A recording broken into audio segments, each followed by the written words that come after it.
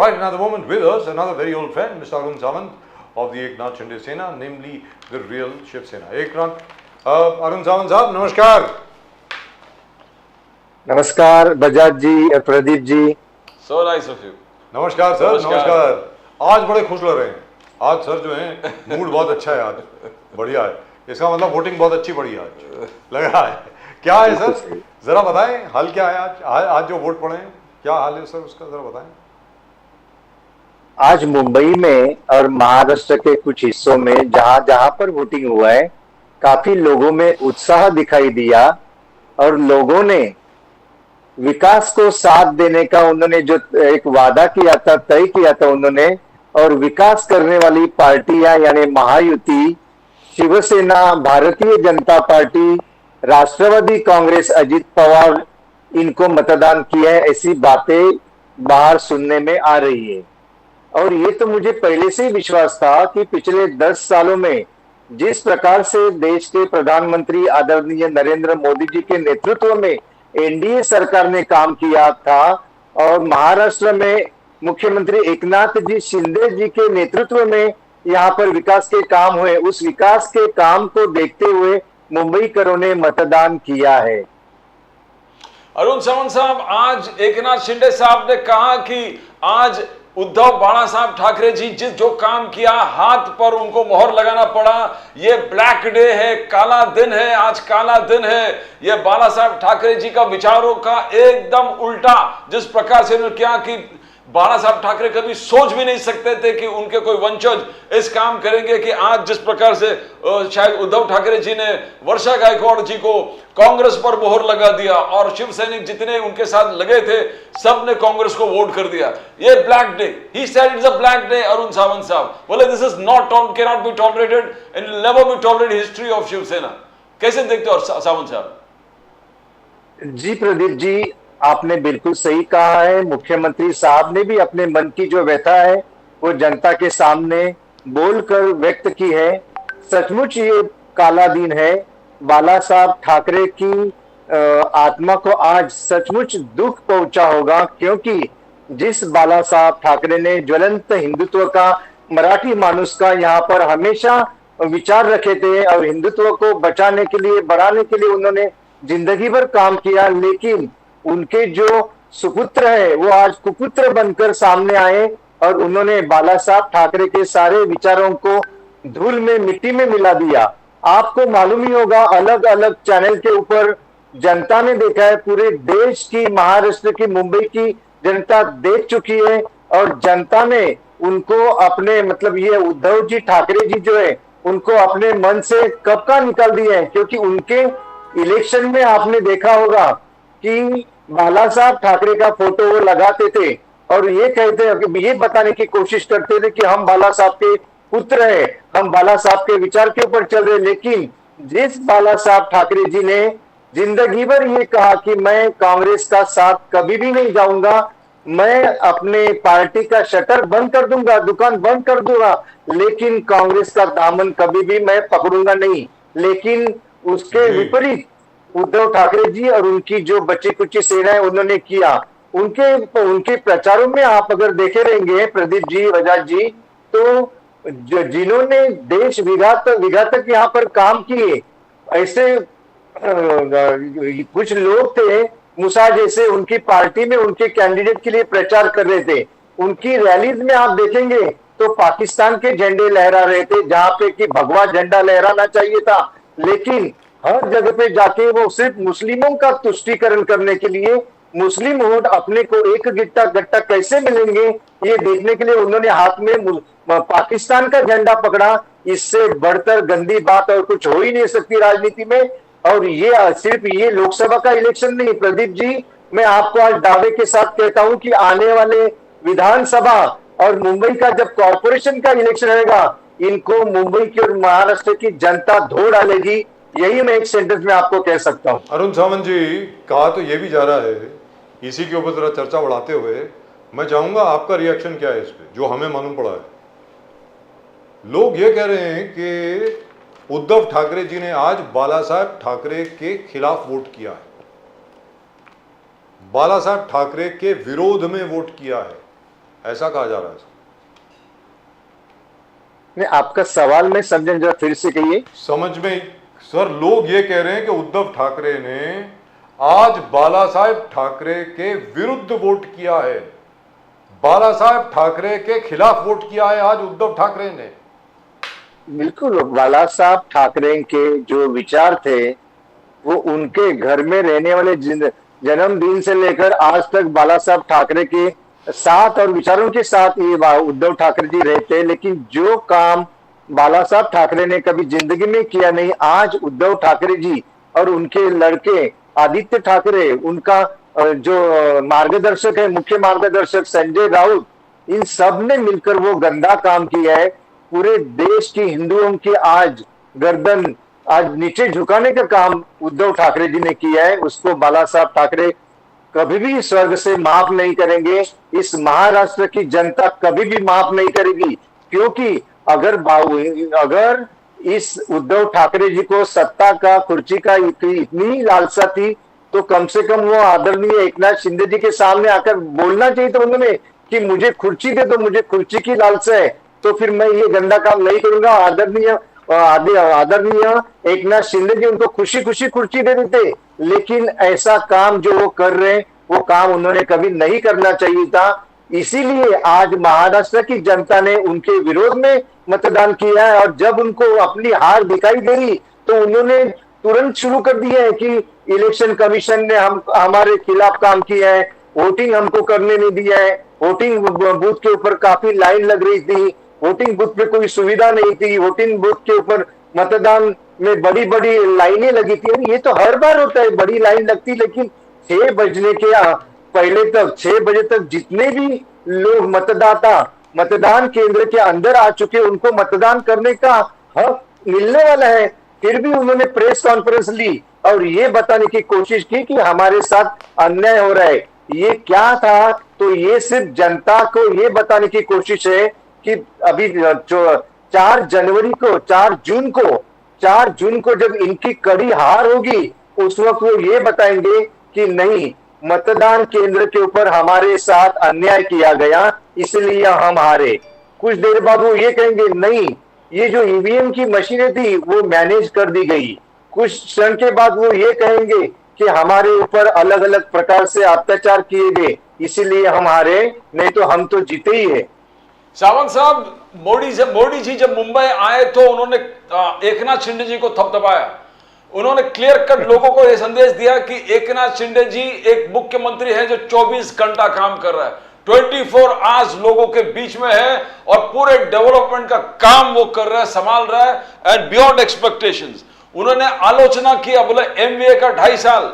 उन्होंने कहा कि एमवीए ने लटकाया, अटकाया और भटकाया और मुंबई के हर प्रोजेक्ट को लटकाया, चाहे वो कॉरिडोर का प्रोजेक्ट हो, मेट्रो लाइन हो, एयरपोर्ट हो, बुलेट ट्रेन हो। उन्होंने कहा एमवीए ने अटकाया, बोले कि मुंबई का उसका हक लौटाने को आया हूं। यह बहुत बड़ा स्टेटमेंट है अरुण सावंत साहब। एक तरफ शिंदे जी पे पूरा कॉन्फिडेंस करना कि यह व्यक्ति पूरे महाराष्ट्र के लिए जितना मेहनत कर रहा है, और कैसे देखते हो सावंत साहब, how do you see that? Pradeep ji, सिर्फ लोगों को दिखाने के लिए आदरणीय प्रधानमंत्री नरेंद्र मोदी जी ने उनकी पीठ थपथपाई नहीं, तो जो काम पिछले 2 सालों में आदरणीय मुख्यमंत्री एकनाथ शिंदे जी लगन से, मेहनत से सुबह उठकर रात को 2-2, 3-3 बजे तक कर रहे थे, वो काम को उन्होंने प्रशस्ति पत्र दिया कि ऐसा मुख्यमंत्री होना चाहिए जो अपने राज्य के विकास के लिए दिन रात मेहनत कर रहा है, जो अपने लोगों के हित के लिए काम कर रहे हैं, जो गरीबों के, आम जनता के सुख दुख के लिए भागदौड़ कर रहे हैं। और इस महाराष्ट्र की, इस मुंबई की जनता पिछले 2 साल में ये सारी बातें देख चुकी। पिछले 2.5 सालों में, मतलब हमारे 2 साल के पहले जब ये महाविकास आघाड़ी की सत्ता थी, उस वक्त कांग्रेस के साथ लेकर आदरणीय उद्धव ठाकरे जी ने जिस प्रकार से घर में बैठ के काम किया, और जो काम उनसे नहीं हुए, जो अच्छे अच्छे काम जनता के हित में करने चाहिए थे, उन सारे प्रोजेक्ट को उन्होंने, कमीशन नहीं मिला इसके लिए उन्होंने रुकवा के रखा। लेकिन आदरणीय मुख्यमंत्री जी ने अपने साथ देवेंद्र फडणवीस जी और अजित पवार जी का साथ लेकर आदरणीय प्रधानमंत्री का आशीर्वाद लिया, गृह मंत्री अमित शाह जी का आशीर्वाद लिया और उनके पास से इस महाराष्ट्र के लिए करोड़ों रुपयों का फंड हक से लेके आए हुए और इस महाराष्ट्र में अलग अलग जगह पर आज आपको जो विकास के काम दिख रहे हैं, जो बंद प्रोजेक्ट थे वो आज पूरे हो गए। ये सिर्फ और सिर्फ एकनाथ शिंदे जी का मेहनत है और दोनों उप मुख्यमंत्रियों ने उनको जो साथ दिया उसका एक परिणाम है और इसीलिए प्रधानमंत्री जी ने उनकी पीठ थपथपाई और आज उनको तक कभी देखा शाबाशी नहीं दी है। वैसे। अरुण सावंत जी, आज तक हाँ। मैंने कभी नहीं देखा प्रधानमंत्री नरेंद्र मोदी जी को किसी भारतीय जनता पार्टी के भी मुख्यमंत्री की पीठ इस तरीके से थपथपाते हुए आज तक नहीं देखा। वो जो एक प्यार का इजहार होता है ना, एक एप्रिसिएशन जो होती है वो छलकती है। Yes. आप देखें मोदी जी के, मतलब जैसे ही एकनाथ शिंदे जी सामने आते हैं मोदी जी की शक्ल पे एकदम मुस्कान आ जाती है, बड़ा चेहरा उनका ब्राइट हो जाता है। पहली बार देखा मैंने, वेरी बिल्कुल सही। मैं सीधी बात बोल रहा हूँ। लेकिन सर एक बात बताएं आनंद सावंत जी, ये मतलब आपका एनालिसिस क्या है? क्या ये वोट परसेंटेज इतना कम क्यों है महाराष्ट्र में? तो सबसे कम है। अभी अभी जो फिगर्स आए हैं वो 48.88% है, 86% है। हो सकता है जो आखिर के जो फिगर्स आए वो 50% से ऊपर जाएं, but still that's not very much. यहाँ तो हम एक्सपेक्ट कर रहे थे कि 70% 75% इतना पड़ेगा, क्योंकि जिस तरीके से कैंपेनिंग हुई है, हर एक को इलेक्शन कमीशन के मैसेजेस आए हैं, बड़े बड़े जितने भी सेलिब्रिटीज़ हैं, भले वो सचिन तेंदुलकर हों, बाकी सब लोग हों, सब लोगों ने फ़ोन करके बोला है कि भैया वोट करो वोट करो। उसके बावजूद लोग निकले क्यों नहीं है? सावंत साहब बताएं। देखिए, वोट परसेंटेज कम होने के कई कारण हो सकते हैं। एक सबसे पहला तो एक कारण मैं आपको जो मैं अनुभव ले रहा हूँ उसमें छुट्टियों के ऊपर भी काफी लोग बाहर गए हुए। मैं अगर मेरे घर का ही एग्जांपल दूं तो मेरे घर से 4 वोट बाहर थे, लेकिन हमने फोन करके उनको बुलवाया, आज ही सवेरे मेरी फैमिली यहाँ पे पहुंची और हमने चारों ने वोट किए। तो ऐसे कुछ लोग बाहर गए हुए हैं। कुछ लोग जो है वो अभी जो महाराष्ट्र की जो परिस्थितियां चल रही है, महाराष्ट्र में आपने देखा होगा कि एक तरफ तो महाराष्ट्र के मुख्यमंत्री दिन रात काम कर रहे थे, लेकिन सिर्फ कुर्सी की लालसा से उनके ऊपर इतने आरोप किए गए, महाविकास आघाड़ी के ऊपर इतने आरोप किए गए कि कुछ काम हुए ही नहीं। मतलब जनता देख रही है, आंखों से दिखने में आ रहे कामकाज। ऐसे भी नहीं कि जो बड़े बड़े प्रोजेक्ट कंप्लीट हुए छुपे प्रोजेक्ट है जो दिखने में नहीं आते, लेकिन लोग अपनी आंखों से उनका अनुभव ले रहे हैं। लोग उन प्रोजेक्ट का खूब फायदा भी ले। जो लोग आज गालियां दे रहे थे हम महायुति के ऊपर, वो सारे लोग विरोधी पार्टियों के हमने जो प्रोजेक्ट खड़े किए उसका वो बेनिफिट ले रहे हैं, फिर भी बोलते कि कुछ हुआ ही नहीं करके। तो उसकी वजह से जनता में कुछ प्रमाण में भ्रम भी पैदा हुआ। जनता थोड़ी सी विचलित भी हुई मेरे अंदाज से कि वोटिंग को जाए या ना जाए। लेकिन जो भी परसेंटेज वोट हुए हैं वो वोट विकास को हुए।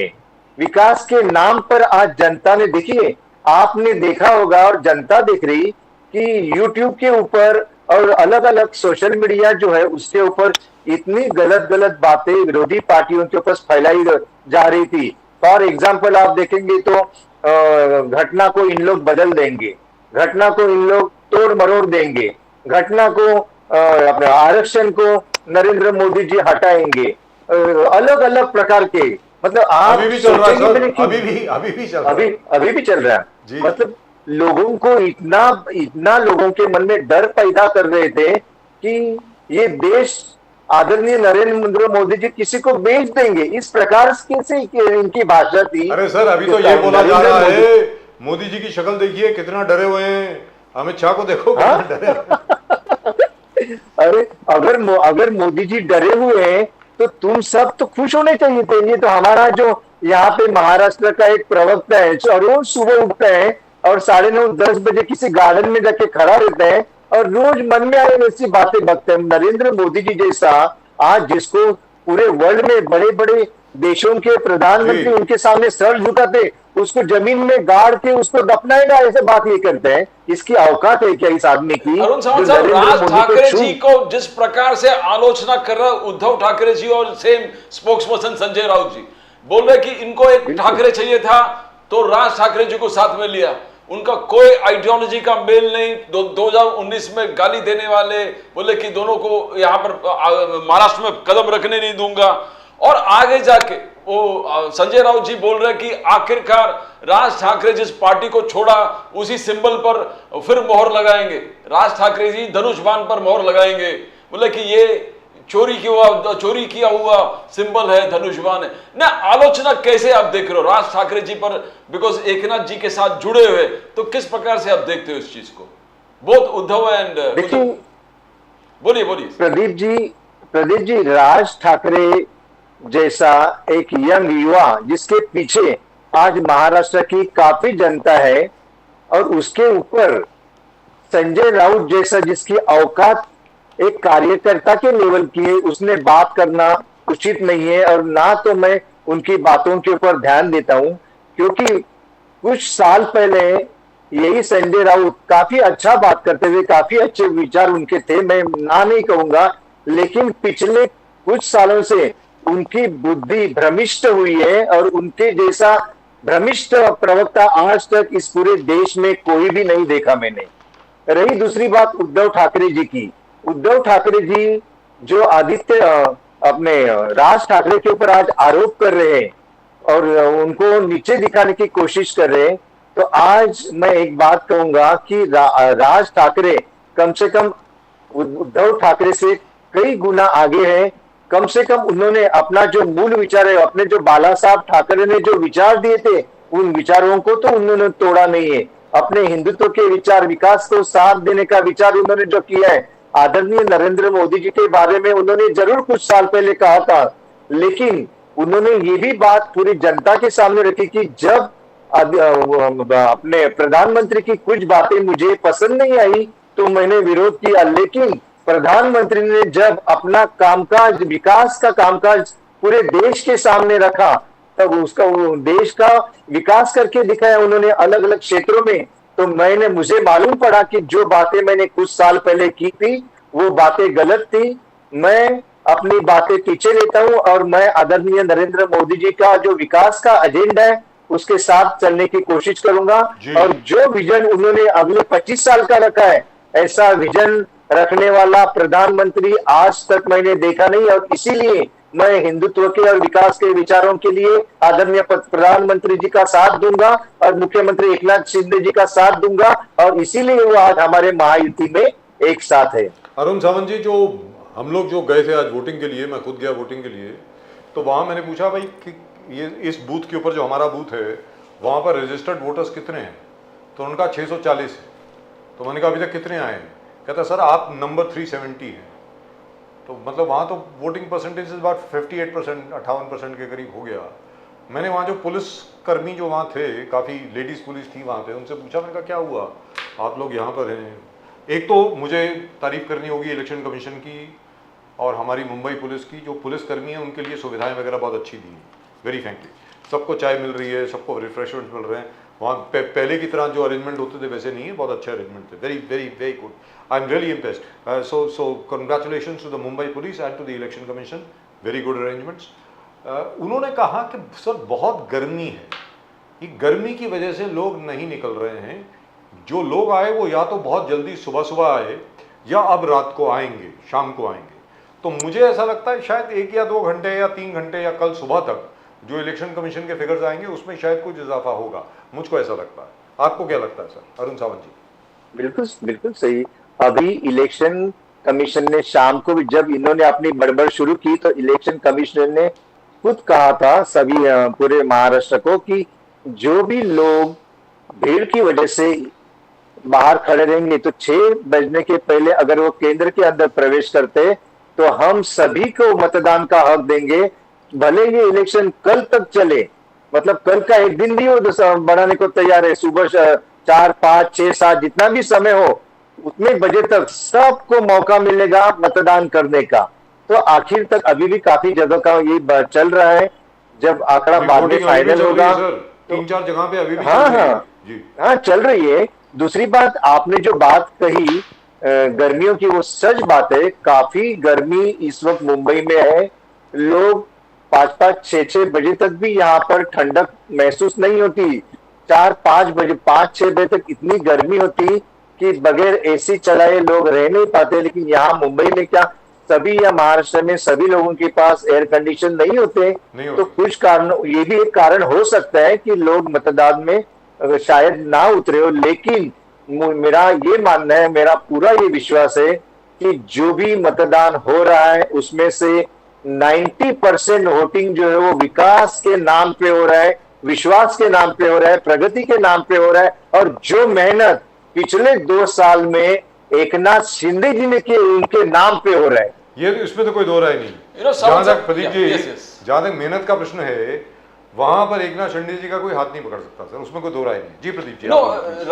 राज ठाकरे जी ने मंच पर जब जॉइंट में सभा हुआ था उसमें कहा, 2-3 चीज हाईलाइट की, बोले कि appeasement politics of the Congress, तुष्टीकरण हैज डिस्ट्रॉयड दिस कंट्री। और उन्होंने फेमस शाहबानो केस का जिक्र करते हुए कहा कि राजीव गांधी ने जिस प्रकार से कुछ ओवरटर्न किया था कोर्ट के ऑर्डर जजमेंट को, और आगे जाके उन्होंने 2-3 और 6 मराठी भाषा रिकॉग्निशन, मराठा जो रूलर्स है, मराठा जो रूलर्स है, जो इतिहास है, इतिहास के किताब में उनका उतना जिक्र नहीं होता जितना मराठा रूलर्स ने काम किया पूरे देश में। और फोर्ट्स के बारे में कहा, प्रोटेक्शन ऑफ द फोर्ट्स।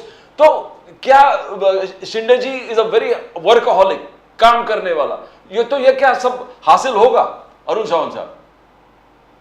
जरूर 100% ये सारी बातें होंगी। मुझे पूरा विश्वास है राज ठाकरे ने जो मांगे की वो मांगे तो इसके पहले भी हमारे मुख्यमंत्री आदरणीय एकनाथ शिंदे जी ने भी किए। उसके ऊपर महाराष्ट्र सरकार काम भी कर रहा है, हमारे सांस्कृतिक मंत्री है वो भी काम कर रहे हैं। और मुझे पूरा भरोसा इस बात का है कि राज ठाकरे जी ने जो बातें की, मराठी भाषा को अभिजात भाषा का दर्जा देने की भी बात मांग उन्होंने की। और देखिए, आज तक पिछले 10 सालों में नरेंद्र मोदी जी का एक बात आपको ध्यान में रखना पड़ेगा और दाद देनी पड़ेगी उनकी, कि जो बातें पिछले 50-60 सालों में कोई नहीं कर सका, ऐसी बातें देश के प्रधानमंत्री आदरणीय नरेंद्र मोदी जी ने करके दिखाई। फॉर एग्जाम्पल, 500 साल पुराना राम मंदिर का जो मसला था वो उन्होंने हल करके दिखाया। 370 का जो मुद्दा था वो उन्होंने हल करके दिखाया। 3 तलाक का जो मुद्दा था, जो आज तक कोई कर नहीं सका था, नरेंद्र मोदी जी ने करके दिखाया। उसी प्रकार से मराठी भाषा को राजभाषा, यानी जो राज ठाकरे ने जो मांग की उसको भी आदरणीय प्रधानमंत्री पूरा करेंगे, ये मुझे पूरा विश्वास है। क्योंकि हमारे मुख्यमंत्री इस बात को लेकर लगातार उनके साथ बात कर रहे हैं और इस इलेक्शन के रिजल्ट के बाद ये सारी बातें कुछ ही महीनों में आपको दिखाई देंगी और इस महाराष्ट्र की जनता सर, एक और दृढ़ हो जाएगी। जी अरुण सावंत साहब, एक जो राज ठाकरे जी ने बात कही, जो प्रदीप जी ने जिसका जिक्र किया, वो बहुत इंपॉर्टेंट चीज़ है सर। अब मैं एक्चुअली उस पर जाना नहीं चाहता था, लेकिन क्योंकि प्रदीप जी ने बात छेड़ी है इसलिए आपसे सवाल पूछ रहा हूँ। मैं उम्मीद करता हूँ कि ये लोकसभा के चुनाव के बाद जब आचार संहिता खत्म हो जाएगी, उसके बाद महाराष्ट्र सरकार जो है वो केंद्र सरकार के ऊपर ज़रा दबाव डालेगी, प्रेशर डालेगी, क्योंकि अकेली महाराष्ट्र सरकार इसको ये काम नहीं कर सकती है। वो तकरीबन 310 से 350, लोग कहते हैं 350, बट जेन्युइन फोर्ट्स जो हैं छत्रपति शिवाजी महाराज के, कोई 312 हैं। मैं इसलिए बोल रहा हूँ क्योंकि मैंने इस पर बहुत काम किया है पहले, क्लियर आपको बता रहा हूँ। ये 312 फोर्ट जो है, इसको 315 भी कर सकते हैं आप। 315 जो किले हैं छत्रपति शिवाजी महाराज के, अगर एक छत्रपति टूर बनाया जाए और इन सब को रेनोवेट किया जाए और टूरिज्म स्पॉट डेवलप किया जाए, बतौर आसपास के इलाके को अगर हिस्टोरिकल टूरिज्म की तरह लिया जाए, मैं कहता हूं सर, महाराष्ट्र में जो टूरिज्म में इजाफा होगा वो कोई 1 लाख गुना ज़्यादा होगा। और जो हमारे बच्चे हैं, अगर वो इन फोर्ट्स में जाएंगे, वहाँ की हिस्ट्री देखेंगे, वहाँ पर अगर साथ में कोई साउंड एंड लाइट शो हो, वहाँ पर अगर कोई म्यूजियम हो, ये सब चीज़ें हों। और ये प्रपोजल बाय द वे सरकार के पास पड़ा हुआ है, ऐसा नहीं है कि नहीं है, ये हम लोगों ने बहुत पहले दिया था। ये मैं बात कर रहा हूँ, आई एम टॉकिंग अबाउट 96-97 की बात कर रहा हूँ, आप ही की सरकार थी जी। मनोहर जोशी साहब जा रहे थे और नारायण राणे साहब आ रहे थे, तब की बात है। मैं उम्मीद करता हूं इस पे जेन्युइनली काम होगा।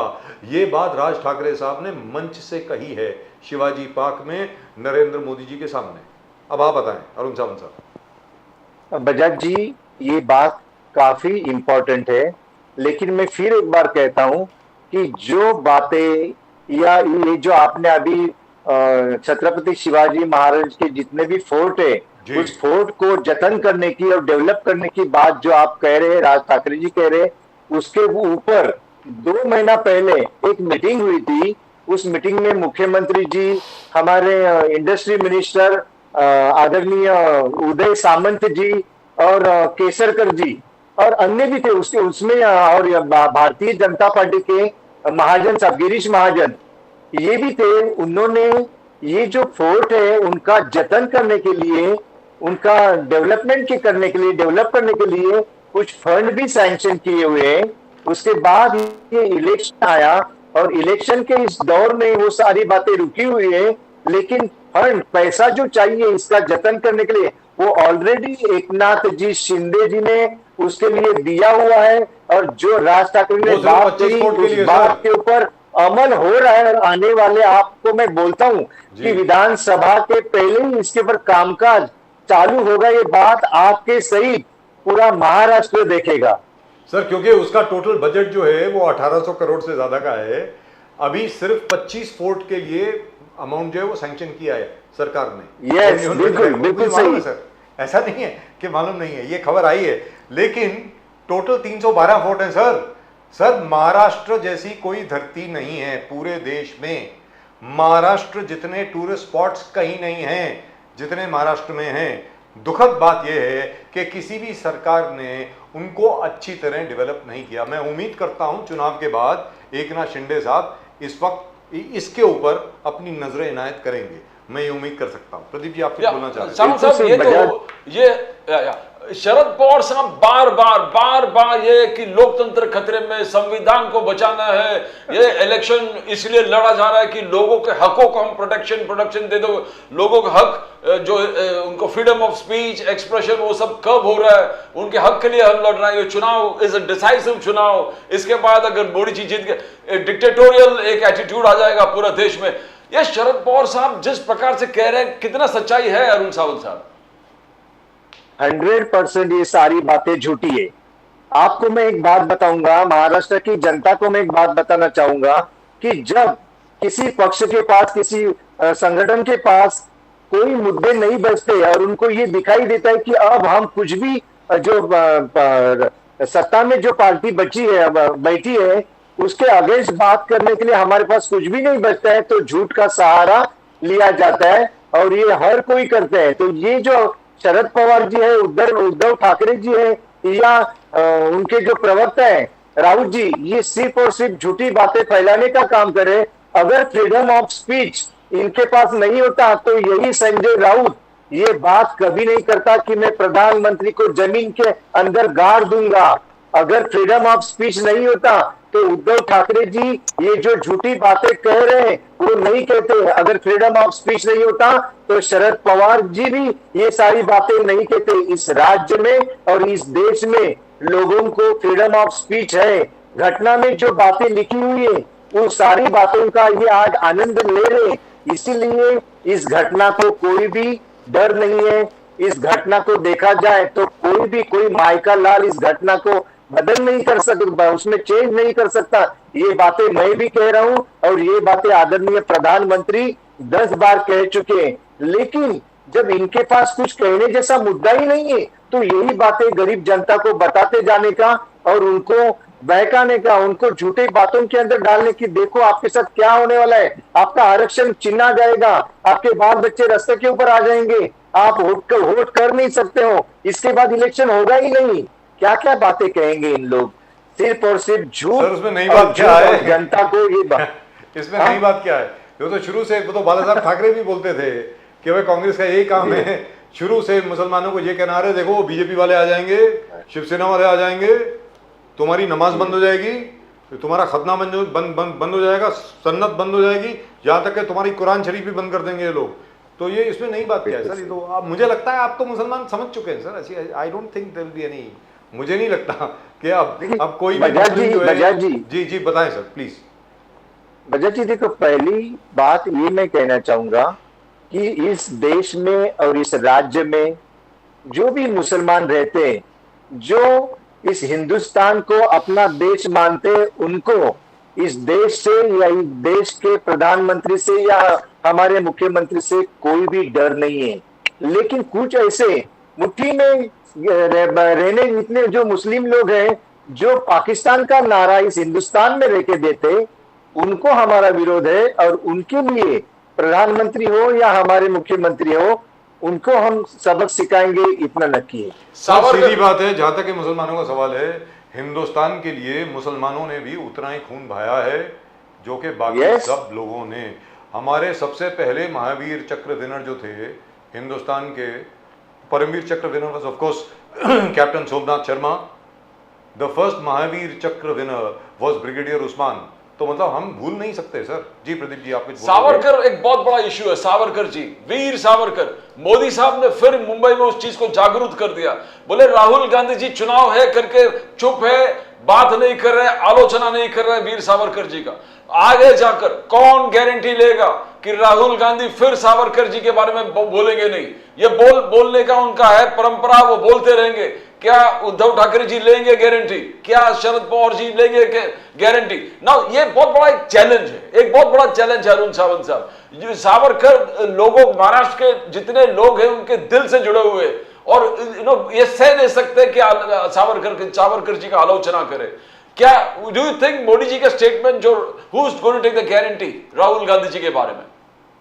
देखिए, राहुल गांधी जी की गारंटी आज उनकी मां भी नहीं ले सकती, सोनिया जी।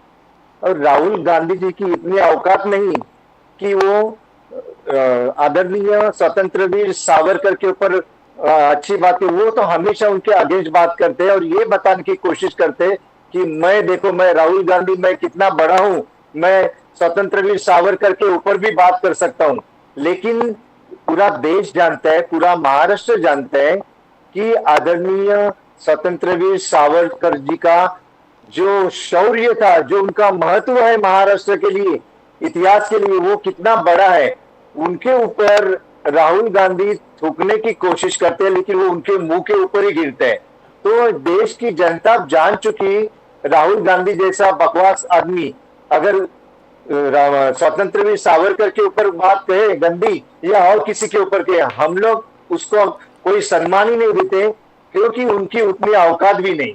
तो राहुल गांधी जी का जो ये, वो ना शरद पवार ले सकते, ना उद्धव ठाकरे जी ले सकते, ना सोनिया जी ले सकती। उनको अगर अकल होती तो महाराष्ट्र में आकर ये बातें वो कभी ना कहते। आज उनको सिर्फ बताया गया है किसी के मार्फत, इसलिए वो कुछ दिनों के लिए चुप है, लेकिन फिर वो यही बातें कहेंगे और फिर उनको नुकसान होगा और फिर वो हारते जाएंगे। उनकी पार्टी दिन ब दिन खत्म होते जाएंगी और रोते रहेंगी।